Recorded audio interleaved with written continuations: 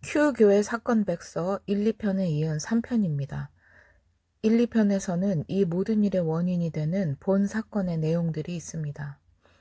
B 목사는 피해자 A와 상담을 하고 문제의 소지가 있는 안수 행위를 하였고 비밀 유지를 해야 할 상담 내용을 신도 D와 F에게 누설하였으며 피해자 A가 여신도 F와 만날 예정이라는 이야기를 C와 G에게 듣고는 그들을 불러 C와 G에게도 상담 내용을 누설합니다. 피해자 A에게 상담 누설에 대한 항의와 분노의 문자를 받은 후에도 말입니다. 목사는 C와 G에게 그 상담 내용과 본인의 안수 행위가 인과관계라는 것을 주장하였습니다. 그리고 그렇게 이야기를 들은 두 신학생은 그 말과 프레임을 받아들여 친구였고 먼저 그 일을 알고 있었던 C마저도 B 목사를 옹호하는 편에 서게 됩니다. 여러분, 심지어 A가 그간 몸을 파는 여자로 살아왔다고 해도 그 안수 행위가 인과관계가 될 수 있는 것입니까? 이런 인과관계라는 생각이 동조하는 사람들은 자신의 어머니나 아내, 여자 형제에게 똑같은 일이 일어나도 용납할 수 있을까요? 아니, 그들은 그런 상담을 받을 일이 없을 거라고 바리새인같이 확신하시는 겁니까? 이유는 많이 만들 수 있을 것 같습니다. 여성에게 흔한 자궁의 질병만 가지고도 그런 안수에 충분한 이유가 될 수 있지 않을까요?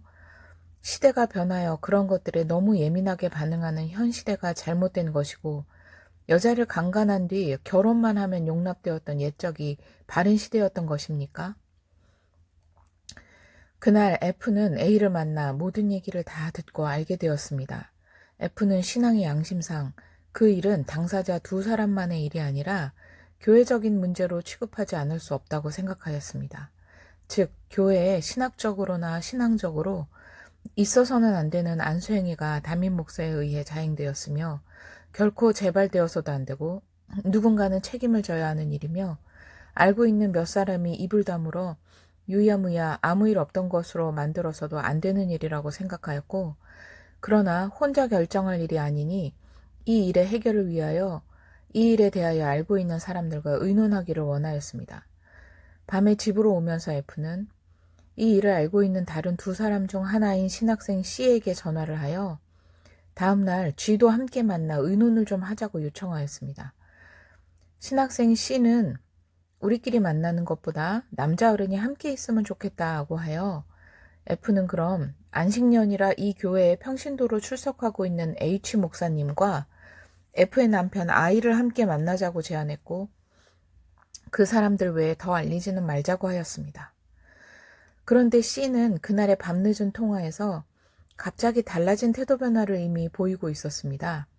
그날 낮에 B 목사를 만났다는 이야기를 하며 논란의 여지가 있지만 그런 안수를 주장한 어떤 사람의 얘기도 들었는데 목사님의 행동이 이해가 가는 면이 있다는 등의 말을 하였고 이에 대해 F는 설사 죽을 병에 걸렸더라도 성기에 손을 대는 안수는 있을 수가 없는 비성경적인 일이라는 것을 강조하였습니다.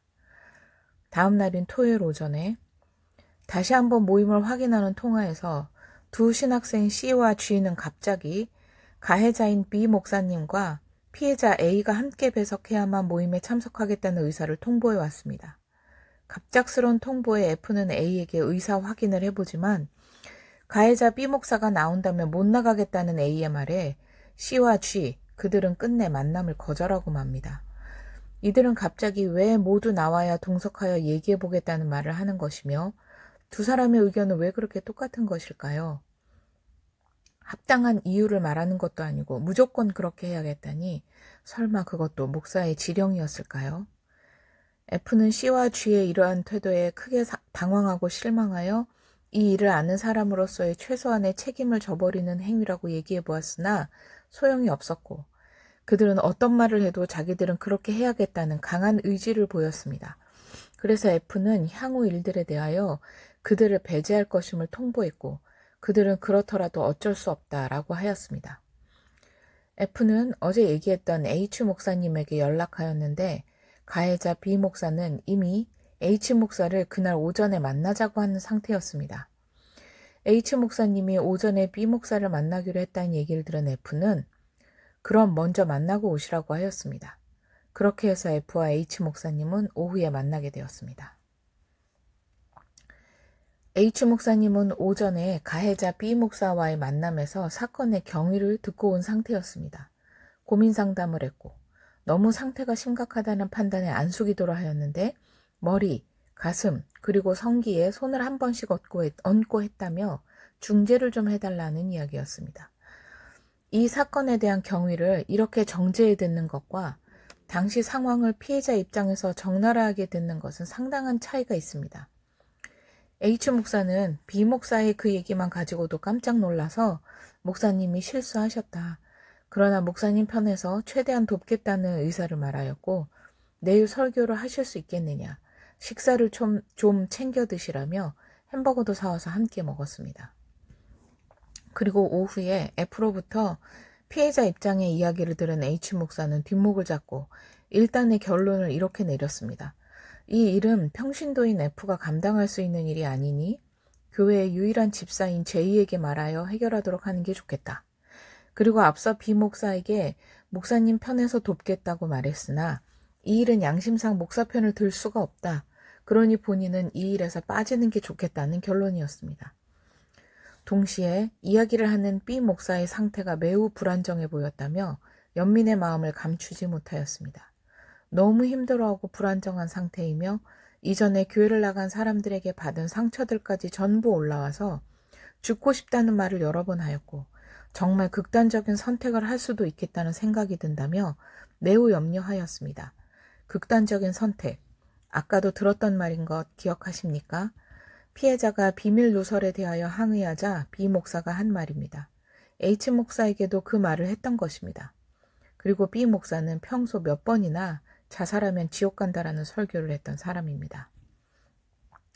그래서 F와 H 목사님은 그날 밤 J 집사에게로 가서 이 일을 함께 의논하였습니다.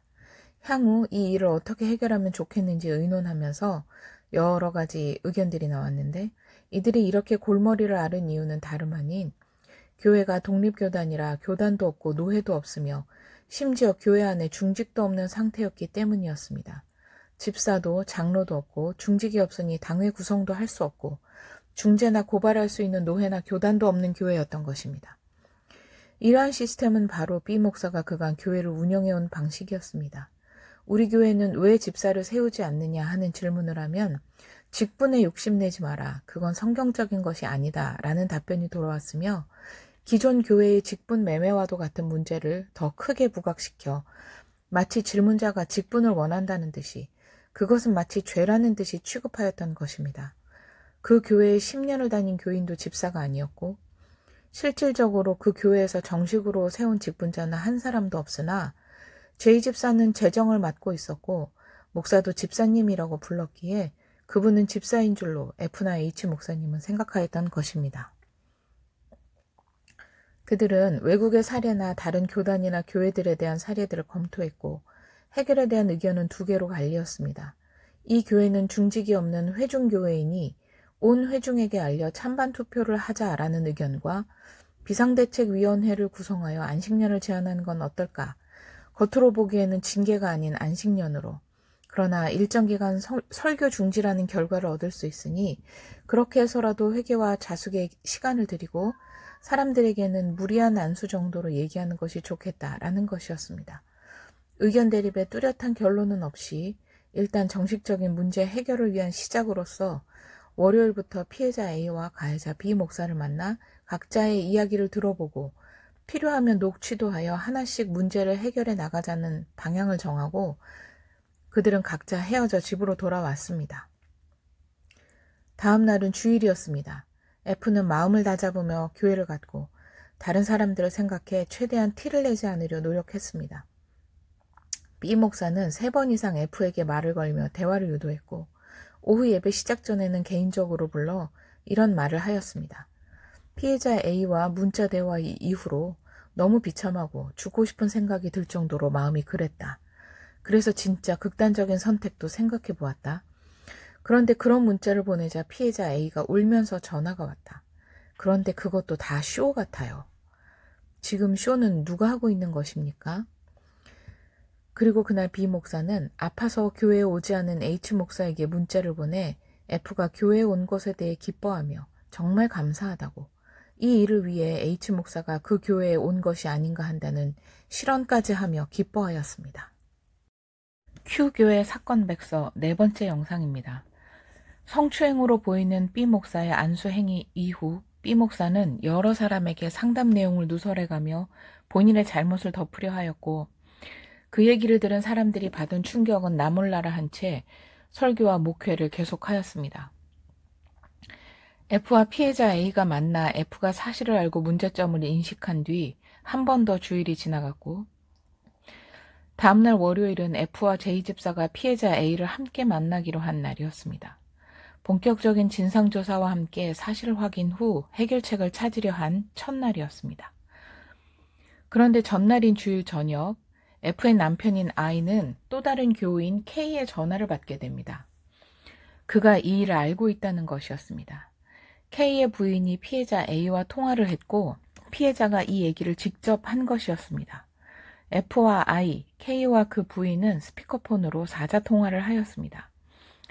사실 A에게서 처음 얘기를 들은 친구 D가 A의 일이라는 얘기를 하지 않고 K 부부에게 이 일을 언급한 적이 있습니다.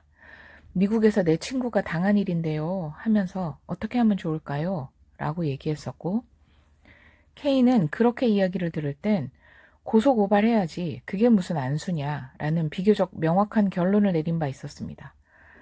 그러나 그게 자기네 교회의 일이라는 것을 알고는 남일이 아니게 돼버린 것이었습니다. 갑작스런 전화에 F와 I 부부는 H 목사님과 J를 만난 일과 이야기가 진행되어 온 것에 대하여 소상히 다 이야기하였습니다. 아는 사람에게는 다 밝혀 함께 의논하고 싶었던 것입니다. 목사님의 징계는 피할 수 없는 일 같다는 이야기에 K는 그럼 설교 중지를 한다면 얼마나 하게 될까요? 하고 질문하였고, 적어도 1년은 되어야 하지 않을까요? 선례를 살펴보면 2년에서 3년도 하였지만 보통 안식년은 1년 정도 드리니까요. 하고 F가 답변하자 목사님이 설교를 1년이나 쉬시는 건 목사님도 안 받아들일 테지만 그 꼴은 저도 못 보겠는데요. 라고 얘기하였습니다. F는 그 말에 만약 비대위 결정이나 목사님의 겁으로 안식년이나 설교 중지가 이루어지지 않는다면 제가 교회를 나가는 수밖에 없을 것 같습니다. 목사님 얼굴도 보기가 힘듭니다. 자매들은 그렇습니다. 하고 답변하였고 K의 부인도 이에 동의하였습니다. F는 그 통화에서 개인적으로 바라기는 회중에게 알리거나 중징계는 원하지 않고 사탄의 공격이나 시험일 수도 있으므로 바로 교회를 떠나는 선택도 하고 싶지 않다는 이야기를 하였습니다. 그래서 목사님께 시간을 드리고 돌아오시면 그때 재신임 투표를 하든지 마음을 정하고 싶다고 말하였습니다. K는 자꾸만 자기가 중재의 역할을 하고 싶다고 말하였고, 일단 다음 날인 월요일 피해자 A자매와 경위조사차 만날 때 함께 합석하기로 하고 그날의 이야기는 마무리되었습니다. 그런데 다음 날인 월요일 아침 F는 A의 전화를 받게 됩니다. 언니, 저 목사님과 다 풀었어요 하는 말에 F는 그래? 어떻게 된 거야? 라고 물었습니다. A는 목사와 나눈 문자 대화 화면을 보내주어 확인해 주었습니다. 문자 대화에는 이런 말들이 오고 갔습니다.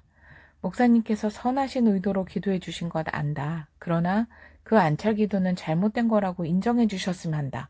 저 또한 잘한 것 없으나 목사님의 계속된 변명에 화가 난 것이고 실망이 컸다. 라고 A가 말하자 내가 전적으로 잘못한 건 맞다. 다른 의도나 마음은 절대 없으며 그럴 땐 지나친 사역에 대해 돌아보고 성도가 원하지 않는, 맞지 않는 사역은 자제해야겠다는 생각이 들었다. 사람은 다 불완전하고 부족하니 이번 일을 그 과정으로 생각해달라. 앞으로 목회 방침도 바꿀 것이다. 라고 목사는 답변하였고 둘은 화해를 한 듯 보였습니다.